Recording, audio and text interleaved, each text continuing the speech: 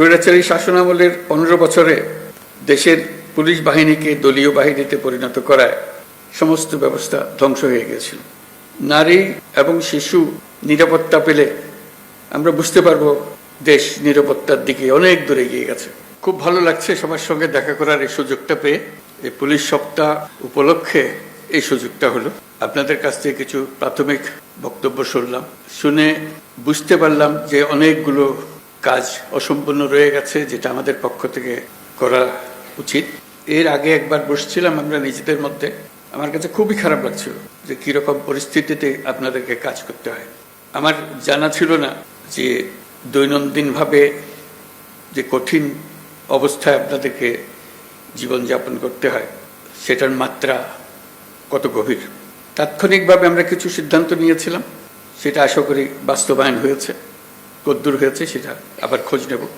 আজকের বৈঠকের যেটা প্রধান ফল হবে, আপনাদের বিষয়গুলো আবার উঠলো আমার কাছে, যেটা নিয়ে আবার বসবো, যাতে আপনাদের একটা সহায়ক পরিস্থিতির সৃষ্টি করা যায়, যাতে আপনাদের কাজ করার মধ্যে একটা উৎসাহ আসে এবং পরিস্থিতি আপনাদের সহায়ক হোক।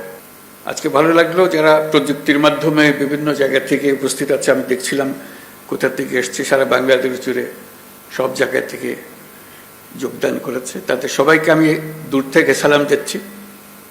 আশা করি সুযোগ হবে ভবিষ্যতে একসঙ্গে বসে আলাপ করার। আমি লিখিত বক্তব্য পাঠ করি। বিসমিল্লাহির রহমানির রহিম। সম্মানিত উপস্থিতি ও প্রিয় পুলিশ সদস্যবৃন্দ, পুলিশ সপ্তাহ 2025 উপলক্ষে বাংলাদেশ পুলিশের সকল সদস্যকে আমি আন্তরিক শুভেচ্ছা ও অভিনন্দন জানাচ্ছি। এই অনুষ্ঠানে আপনাদের মাঝে উপস্থিত হতে পেরে আমি অত্যন্ত আনন্দিত।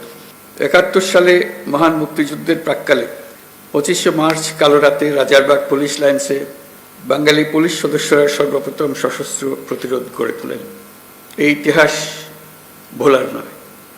বাংলাদেশ পুলিশ বাহিনীর গৌরবময় ইতিহাসে এটা মহা গৌরবের অধ্যায়।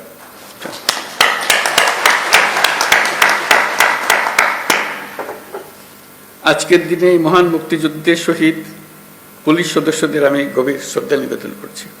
সর্বস্তরের মানুষের অধিকার, মর্যাদা, ন্যায় বিচার প্রতিষ্ঠিত হবে, কোনো বৈষম্য থাকবে না। যুগ যুগ ধরে এটাই ছিল মানুষের মহান আকাঙ্ক্ষা। এই আকাঙ্ক্ষা পূরণে জোর ভূমিকা রাখতে হবে আইন শৃঙ্খলা বাহিনীকে।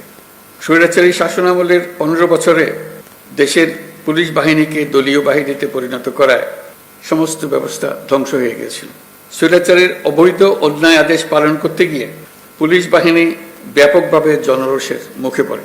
অনেক সৎ পুলিশ সদস্যদেরও এই জন্য মাশুল দিতে হয়েছে। প্রিয় পুলিশ সদস্যগণ, গত আগস্টে অন্তর্বর্তী সরকার যখন দায়িত্ব গ্রহণ করে সে সময় এদেশের আইন শৃঙ্খলা বাহিনী ভঙ্গুর অবস্থায় ছিল। পুলিশের সঙ্গে জনগণের দূরত্ব সৃষ্টি হয়েছিল। সরকার পরিস্থিতির উন্নতির জন্য যা কিছু প্রয়োজন সব রকমের ব্যবস্থা নিয়েছে।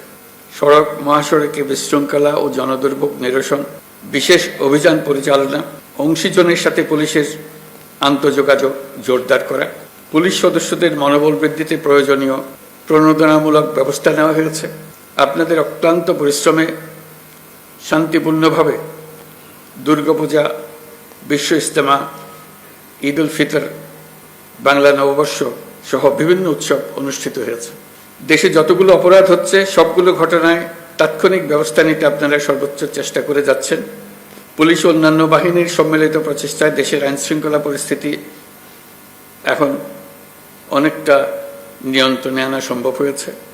এই জন্য আমি পুলিশ সহ সকলকে আন্তরিক ধন্যবাদ জানাই।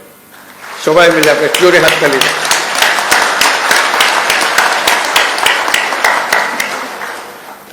এই হাততালি আপনাদের প্রাপ্য।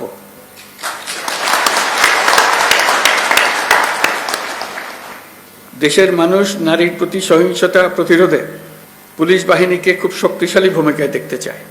আমি আপনাদের প্রতি আহ্বান জানাই, নারী ও শিশুর নিরাপত্তায় সর্বোচ্চ সংবেদনশীল হয়ে কাজ করবেন। সকল শ্রেণী পেশার নারীরা যেন যে কোনো হয়রানির ঘটনায় পুলিশের হটলাইনে ফোন করে সর্বোচ্চ সাহায্য পায় সেটি নিশ্চিত করবেন।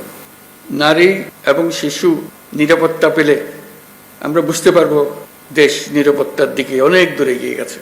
আমরা জানি পুলিশ বাহিনীর সামনে নানা সীমাবদ্ধতা ও চ্যালেঞ্জ রয়েছে, অপ্রতুল জনবল, লজিস্টিক্স, অপর্যাপ্ত বাজেট ইত্যাদি।